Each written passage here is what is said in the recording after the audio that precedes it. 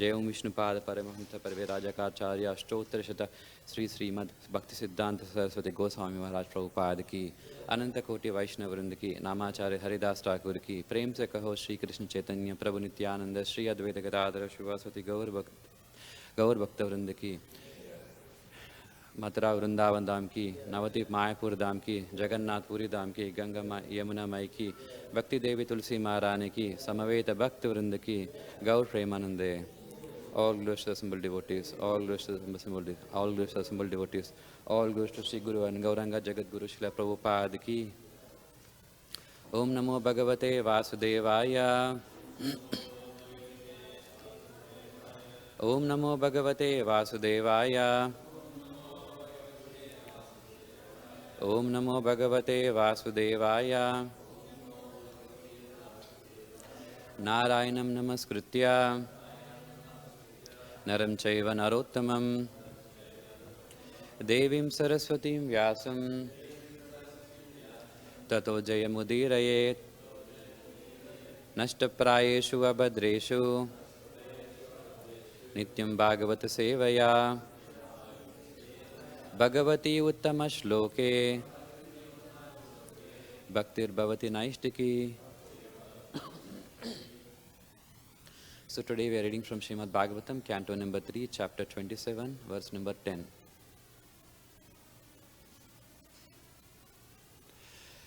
Nivṛtta-buddhi-avasthāno Nivṛtta-buddhi-avasthāno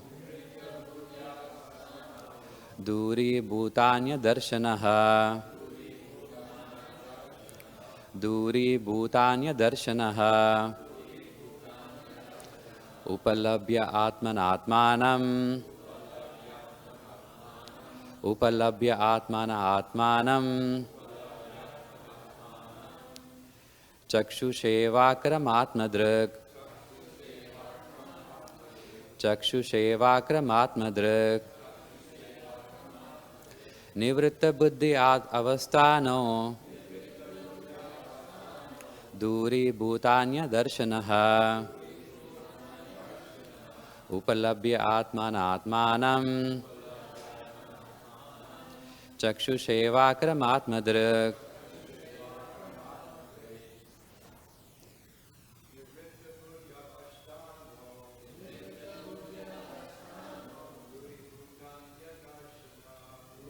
Bhūtānya-darśanaḥ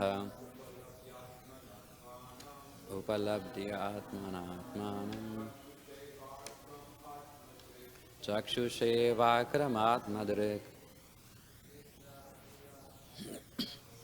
Nivṛtta-buddhi-avasthāno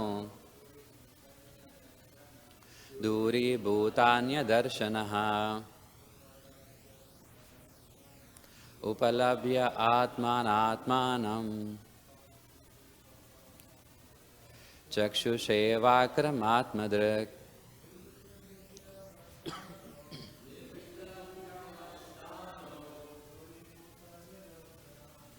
Bhūtānya-darśanaḥ upalabhyātmanātmānaṁ Cakṣuṣevārkam ātma-dṛk. Nivṛtta-buddhi-avasthāno dūrī-bhūtānya-darśanaḥ upalabhyātmanātmānaṁ Cakṣuṣevārkam ātma-dṛk.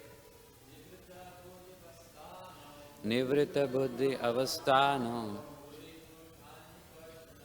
dūrī-bhūtānya-darśanaḥ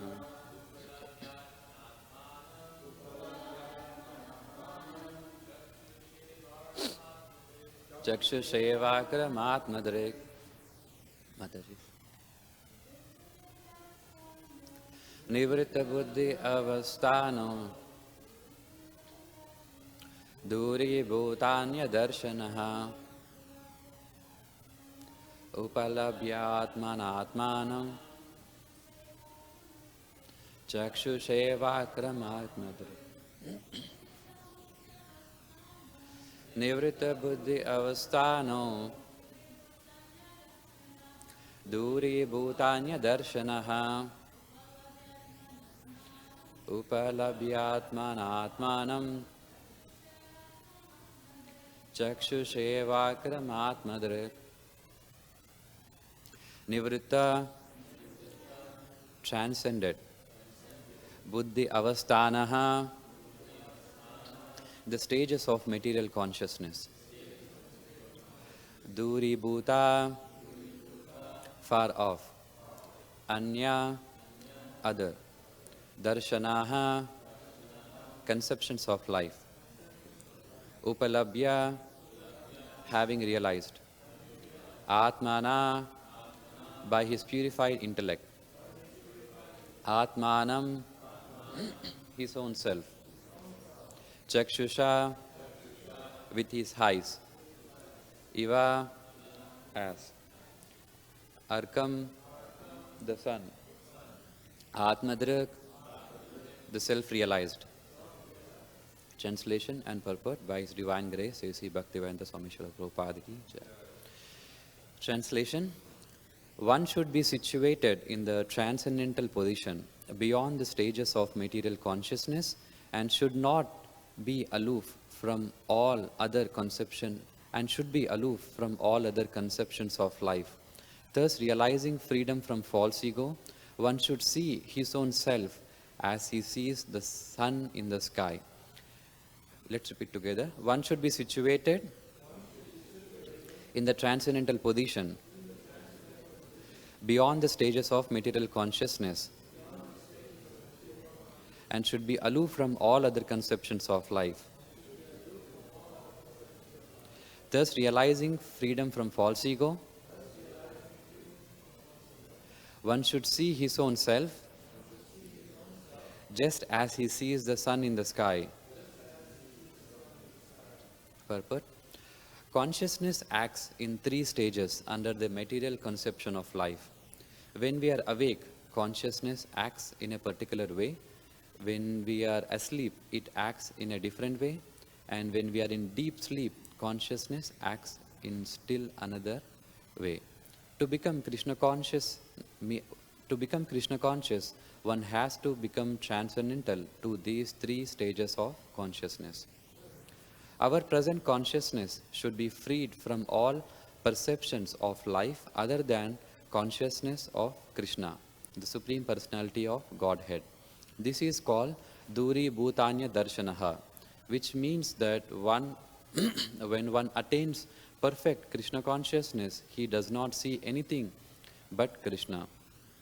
In the Caitanya-caritāmṛta, it is said that the perfect devotee may see many movable and immovable objects, but in everything he sees that the energy of Krishna is acting. As soon as he remembers the energy of Krishna, he immediately remembers Krishna in his personal form. Therefore, in all his observation, he sees Krishna only.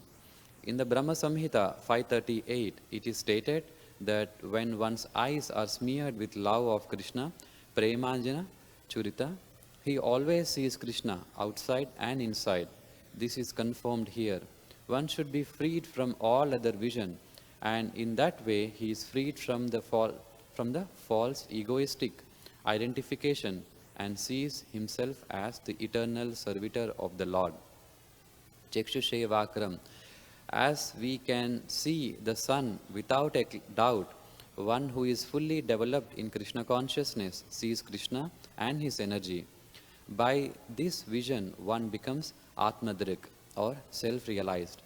When the false ego of identifying the body with the self is removed, actual vision of life is perceivable. The senses therefore also become purified.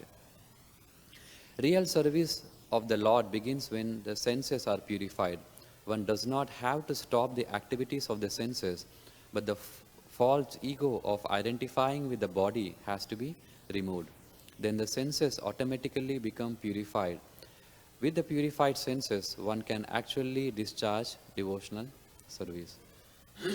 The sense of purport.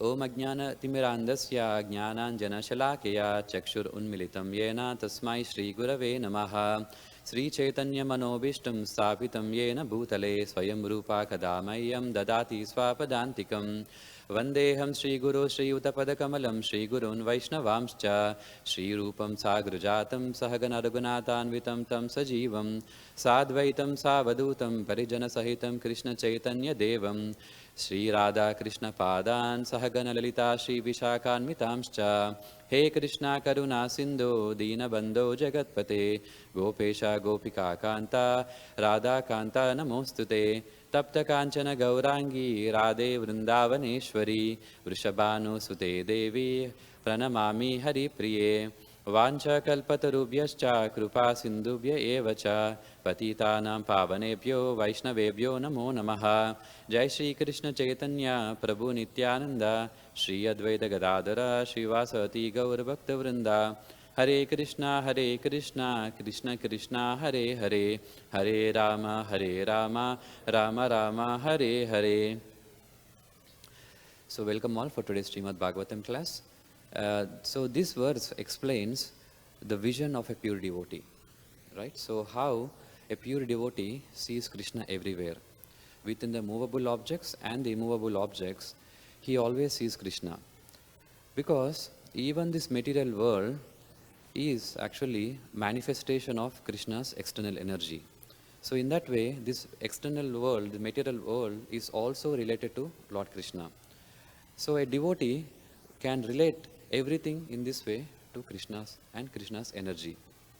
And this verse basically describes how a pure devotee sees, his consciousness is purified and he is self-realized and he has a clear vision just as one sees sun in the sky. So in the previous chapter, so the current chapter, what is the name of the current chapter? Understanding material nature, correct? What was the name of the previous chapter? Fundamental principles of material nature. So, Prabhupada actually gives the name Understanding Material Nature to the chapter number 27. But however, if you look at the previous acharyas, or the previous commentators on Bhagavatam, Jiva Goswami, Vishwanath Thakur, or Sridhar Swami, they actually named this chapter Kapila Describes Liberation. But Prabhupada gives the name Understanding Material Nature. If you look at the content of this chapter, like you see what all items that are being discussed in this chapter, it is basically, Kapila is describing about liberation, the process of liberation, how the living entity is bound up, and how to attain liberation. So the main concept or the main topic of this current chapter is actually liberation. But however, Prabhupada gives the name Understanding Material Nature. I'm trying to understand, but maybe if any one of you have any reason why Prabhupada might have given this name, let me know. But I just want to kind of point out that one. So, because understanding the material nature, majority of the description of material nature, the creation and everything was actually described in the previous chapter. Mahat Tattva, Pradhana and all those things. And the current chapter mainly focuses on the liberation. So in one sense, the previous chapter, chapter number 26, it's more like a theory. You see, it's all describing like a technical things, right? It's more like a theory. And this current chapter is more like a practice, like, how do you apply those principles? Like, theory is there, it's good, but, unless you use it, what's the use of a theory, correct? So this current chapter, that's how the main focus is on liberation. And Lord Kapila actually uses a lot of principles which it spoke in the previous chapter and its application in the current chapter. So, if we really want to understand this chapter number 27 perfectly, one must really understand chapter 26 perfectly, because a lot of those principles are actually connected, they are interconnected. Even the verse what we are discussing today, I can show you how this verse is connected to the previous chapter concepts, right? But generally, third canto, there's a lot of technical things going on, right? It's all talking about creation and there are so many technical things. And especially the last chapters of third canto, they are a little bit more technical. So naturally, devotees will have a question that why do we have to understand all these technical things, or how is it relevant, or how is it important, or if it's important, how much important it is, right? That's a very natural question. Anybody can, raise the doubt. And of course, there can be many answers given for this question. Like in the previous class, Kṛṣṇa Prabhu was giving an example of airport, right? Like how when you want to take a plane and go to a different destination, like an airport example, you need to know how the airport functions, correct? Then only you will be able to, catch the right plane. So that's like one example why we need to understand these technical things. But there are many more reasons what we can present. So today I would like to present one reason before we actually, delve into the actual verse for today. So the question is, what is the need for a scholarly study of Srimad Bhagavatam? So if you study Caitanya-caritāmṛta and the life of Lord Chaitanya, see, if you study the life of Lord Chaitanya, there are primarily Lord Chaitanya, he is propagating the Sankirtan movement, like, dancing and chanting and, of the holy names. And Lord Chaitanya used to, perform street Sankirtans, right? That's how most of the life of Lord Chaitanya has been spent. And you will not really see Lord Chaitanya giving any heavy philosophical Bhagavatam class, right? You don't see that. Do you remember any past time where Lord Chaitanya giving any public class? I mean, no, most likely no. Lord Chaitanya's focus is mainly two things, Kirtan and Prasad, right? Wherever Lord Chaitanya used to go, in South India Yatra also, there are primarily two things, like mass Kirtan, like a big Kirtan, and Prasad. It's Kirtan Prasad, that's how it was going with Lord Chaitanya. He never really gave like a public classes or philosophical classes. But of course, he given like private talks, like, like Rupa Goswami or like, his confidential servants. He had a private discussions, but they're private. They're not public discussions, you see. But he has instructed his disciples, especially the 6 Goswamis, to write the literature. And of course, he has given the knowledge, right? I mean, he had this private one-to-one, meetings with these disciples, and he has instructed. But he himself never really gave a public talk like that. He was mainly focused on Kirtan and chanting, right? So now, see, that's what happens. Like, even though Lord Chaitanya wanted for the Goswamis to write the literature, but he didn't really wait for the literature to come out. I mean, he started his South India Yatra even before actual books were written. Yes or no? Like even Prabhupada also, when he came to New York, he didn't really have all the books with him. He only had like, Bhagavad Gita and Bhagavatam first canto. But he didn't wait for all the books to be written to actually start his movement, right? So that's what is required. For anyone, to spread the Krishna conscious movement in a large scale, especially for the mass, you don't need a heavy philosophy. All you need is just, some basic philosophy and Kirtan and Prasad. So those are the main instruments when you want to do mass preaching. And that's how you see in Lord Chaitanya also, and that's how you see how Prabhupada also started ISKCON, correct? So now the question comes, now where does this literature or philosophy fits into our Krishna conscious movement? Like how important it is, right? So that is where we need to really understand what is the vision of Lord Chaitanya. Because, see, during the time of Lord Chaitanya, there are many other great personalities. Like, you have Mirabai, Guru Nanak, you have Vallabhacharya. There are so many great personalities who appeared during the time of Lord Chaitanya. But what is the vision of Lord Chaitanya? You see? Of course, he might have just started with Kirtan and Prasad, but what is his grand master plan? Right? What is the vision of Lord Chaitanya? It is very much important to understand. And for us to really understand the vision of Lord Chaitanya, we need to study, his life and his pastimes. And when I was studying Caitanya-caritāmṛta, these are some of the critical observations what I have made from the life of Lord Chaitanya. Of course, there are many things, but I just like to bring out these 3 points. So the first point is that Lord Chaitanya never publicly proclaimed that he is Krishna himself. Of course, everybody knows that, Lord Chaitanya is Krishna himself, but he never publicly said that he is Krishna, or he never publicly, propagated himself as, as an incarnation of Krishna, right? That's one thing. That's a very interesting thing. And the second thing is that he did not compose any literature himself, other than Shikshashtakam, right? Instead, he had his disciples compose majority of the literature for Gaudiya Parampara. And the third thing is that, one more interesting thing is that, even though Lord Chaitanya instructed his disciples to write the literature, but you will not really see in any literature of Goswamis mentioning the name of Lord Chaitanya. They never mention the name of Lord Chaitanya. Of course, in the beginning they offer the prayers to Lord Chaitanya, but when they are explaining some concept, they never really say that because Lord Chaitanya said this, that is why it is true. They never say that. They always use the Shastras as a pramana. They never use Lord Chaitanya as a pramana. You see? So now why is it so? Why is it this kind of a thing happening here? The reason is very simple. The reason is because Lord Chaitanya wanted to establish an authentic parampara. You see, he wanted to establish a Gaudiya Vaishnava parampara. Because if you look at other personalities like Mirabai or Guru Nanak or other personalities appeared during that time, for them, it was mostly that person centric. It was centered around that person. His life is more important than the Shastras.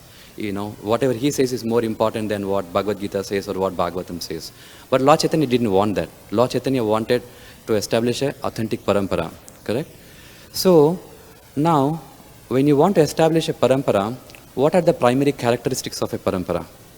The number one characteristics of a parampara is that a parampara is based on Shastras. You see, that's the main thing. And the second thing is that it is not really a person-centric. A parampara is not centered around a person.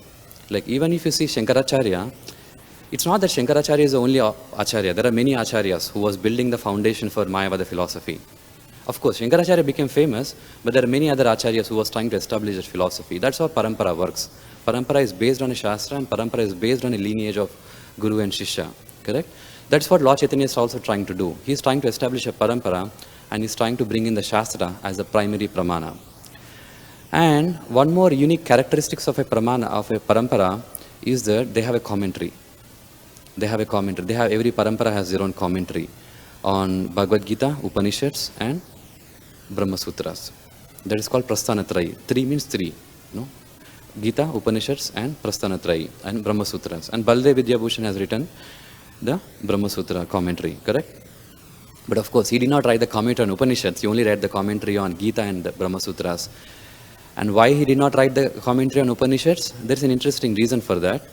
Because Lord Chaitanya, he primarily focused as Srimad Bhagavatam as the ultimate authority. You see? Because if you look at other paramparas, they used to do all the three things. Upanishads, Bhagavad Gita and Brahma Sutras. But Lord Chaitanya's main focus was always on Srimad Bhagavatam. That establishing Srimad Bhagavatam as the ultimate pramana for everything, to establish the entire Gaudiya Vaishnava philosophy, he based Srimad Bhagavatam. So this is actually a very radical, deviation from a regular parampara. A regular parampara, you are supposed to have your commentary. But here in Gaudiya Parampara, Srimad Bhagavatam has taken that position as being the primary pramana. And Jiva Goswami in his Tattva Sandarbha establishes that how Srimad Bhagavatam can be the sole parampara and how you can establish the entire philosophy based on Srimad Bhagavatam. And then after that, the next important thing is that, see, actually, Lord Chaitanya's movement, it was ongoing, you see. It was an ongoing movement. It was building up, Lord Chaitanya was there. After that, Goswami was writing literature. And then, after writing the literature, then comes the Jiva Goswami. Because, see, the first thing is that to establish a parampara, first of all, you need to have a Siddhanta. And the second thing is that you need to train your followers in that Siddhanta. And the third thing is that now you have to preach that philosophy. Correct? So now what's happening is that after Goswamis have written a literature, but the Goswamis never really had that many disciples, or they didn't really preach or teach or take that many disciples. They didn't do that. They primarily has given the literature. But now comes the Jiva Goswami, where what he has done is that he has taken up on the task of training and preaching.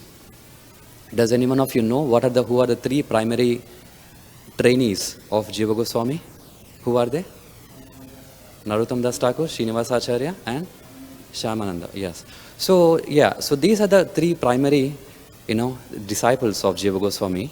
And of course not disciples in the sense that they were Diksha disciples, not Shiksha disciples. And Jiva Goswami trained them. And after training them, that is where they started the book distribution. You see, there was no book distribution during the time of Lord Chaitanya. During Lord Chaitanya's time, it was all about Kirtan and Prasad. But during the time of, after the Goswamis, that is where the book distribution the first came into picture. Because that is how you establish a parampara. Otherwise, it just becomes a cult. You see that? It just becomes a cult like it is based upon a person. So this is a vision of Lord Chaitanya.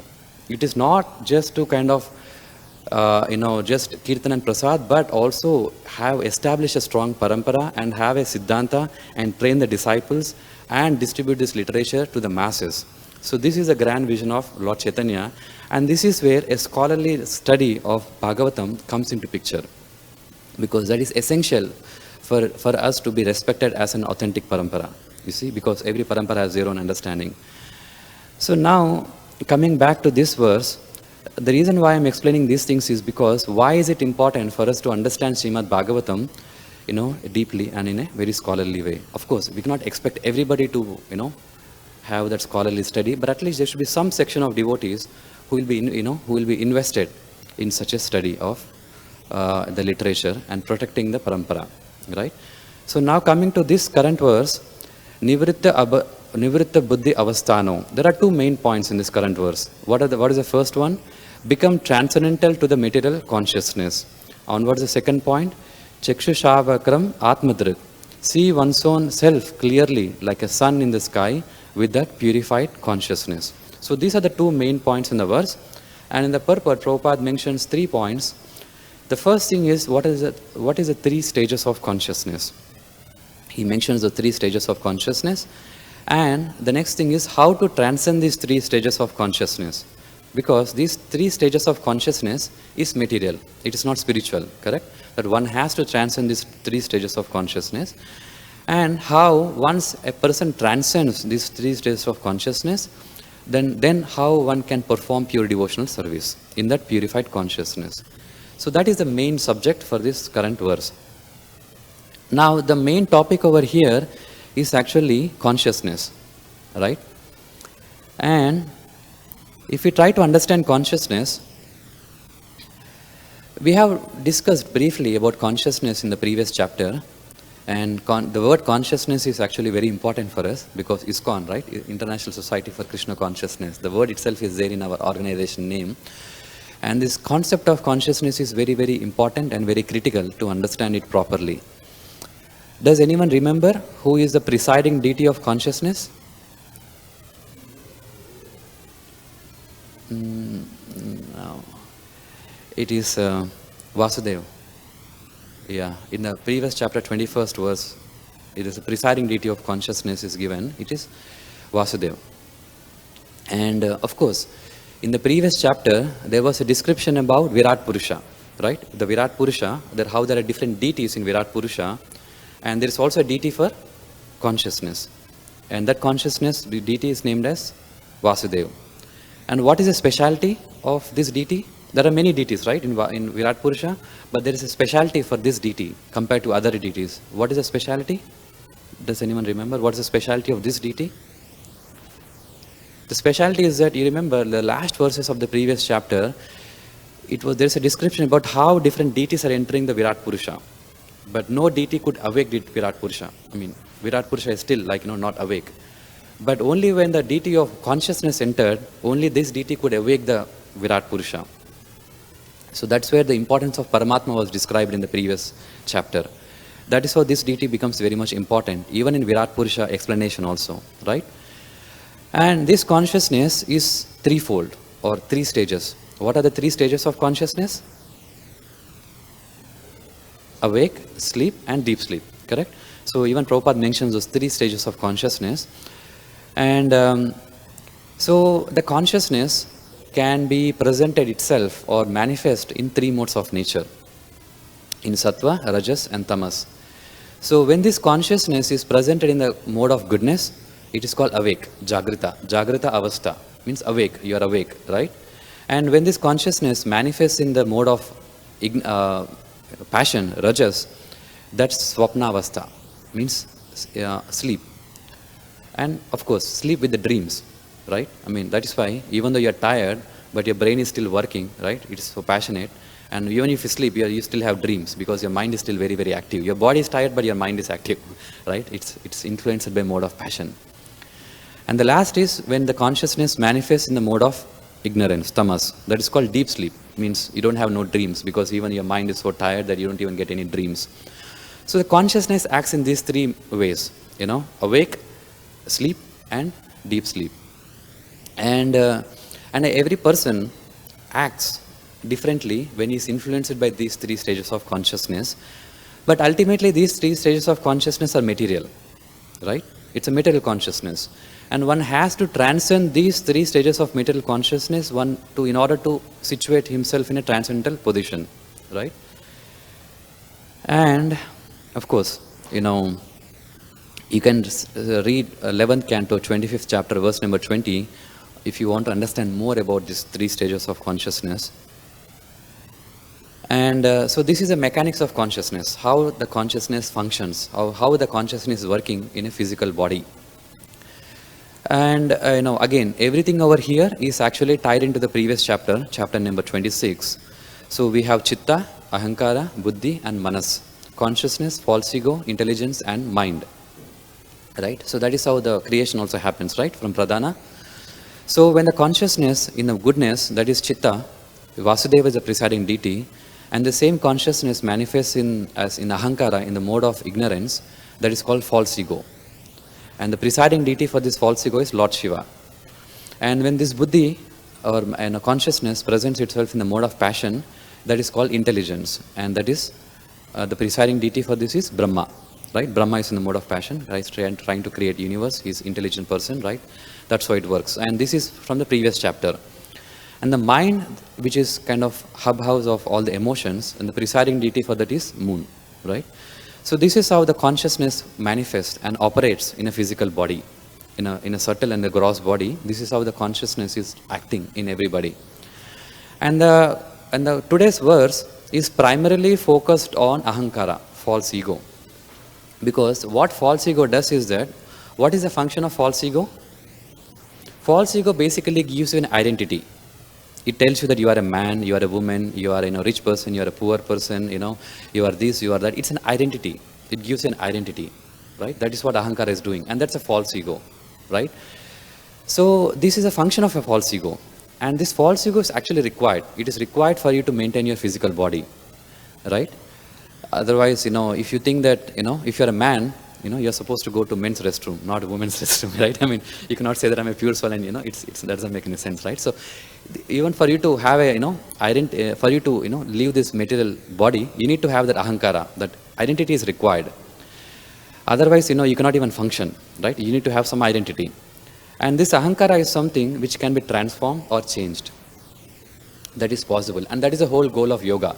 This whole goal of yoga is to transform this identity or your false ego, thinking that I am this body, and transform it to thinking that you are the servant of God. So that's what the goal of yoga is, to transform your false ego or ahankara, or to purify this false ego. Correct? That is the goal of yoga. But however, different yogis handles this ahankara in a different way. Like an Ashtanga yogi, he also tries to handle the ahankara. But what he tries to do is that he tries to dissolve or mitigate or completely destroy this false ego by identifying oneself with the Brahman, right?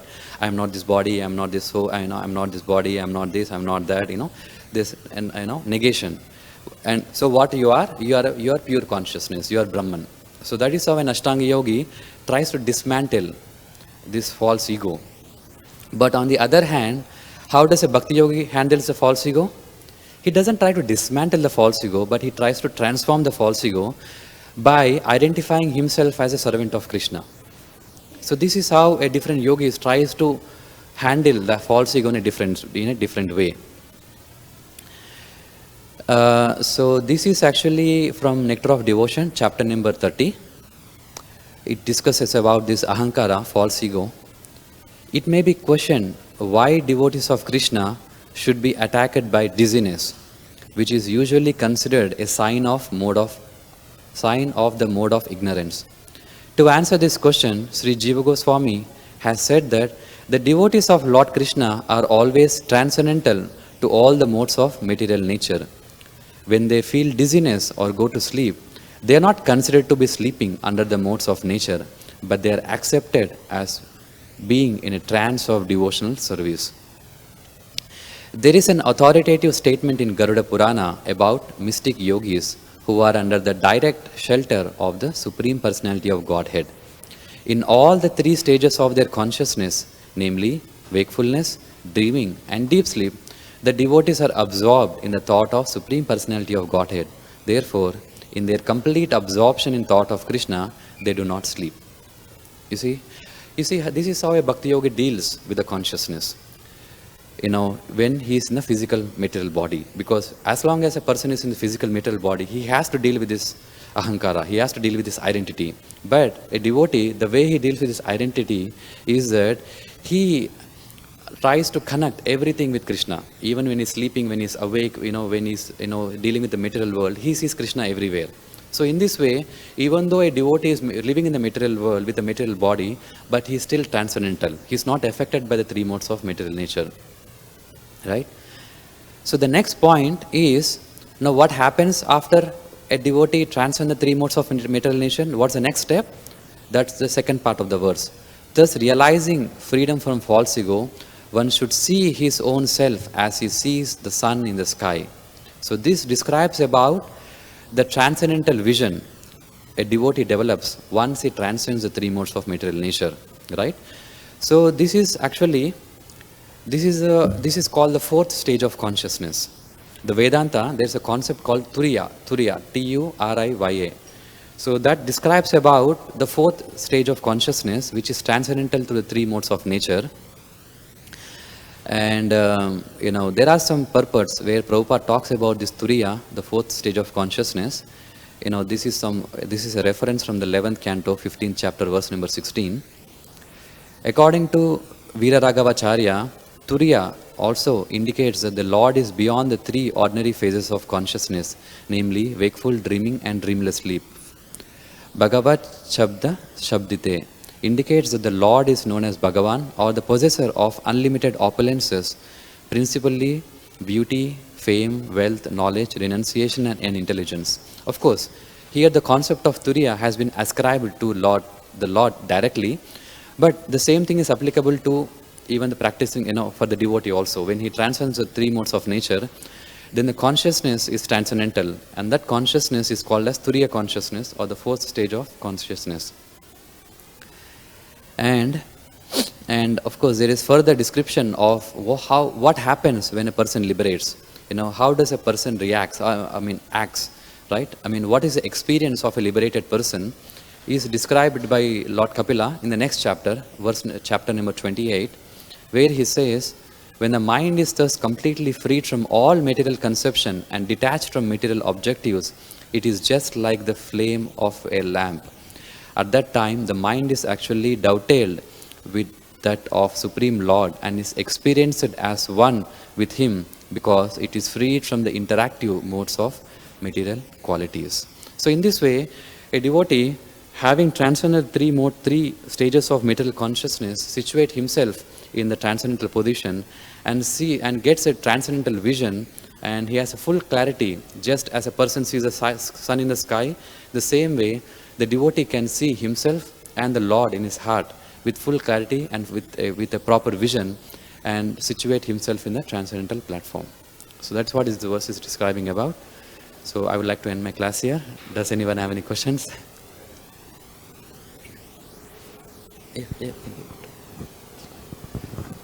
You mentioned how Lord Chaitanya never engaged in public discourses.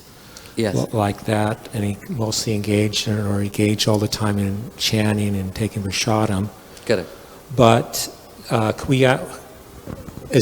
but how do we actually know that? Unless the acharyas actually say one way or the other, that Krishna or Chaitanya didn't do this, they only did this.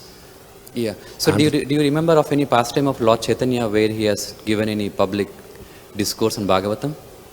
I don't remember anything. No, I don't know, but we haven't read all the scriptures, and we haven't read all the books by all the acharyas, and we haven't, and maybe they don't have explained everything. Like Krishnadas Kaviraj says, I can't explain everything, there's no time.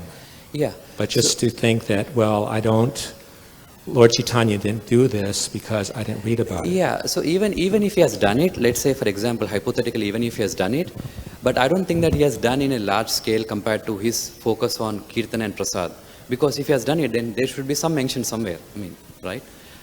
So that's what, that's how, it makes a logical sense that, Lord Chaitanya's primary thing was mass preaching, and mass preaching, it's all about Kirtan Prasad, That's how he he presented himself. He may have, but I don't think many, because there's no mention of it. Yeah, I don't know.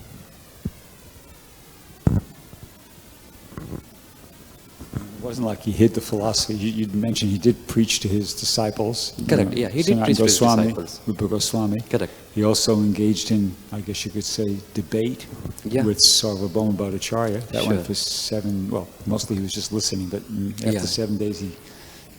Yeah, he has showed his, And also Prakāsananda Saraswati. Correct. But there was no Bhagavatam class, right? We don't get, anyway, there's no mention in any of the, Prabhupada never mentioned, and that's not mentioned in the Caitanya-caritāmṛta, that he actually sat down and gave a Bhagavatam class. The closest thing to that we hear about is when Raghunath Das Goswami, when he left Jagannath Puri after both Lord Chaitanya and Sri Damodar departed, and he went to Vrindavan, he was going to commit suicide.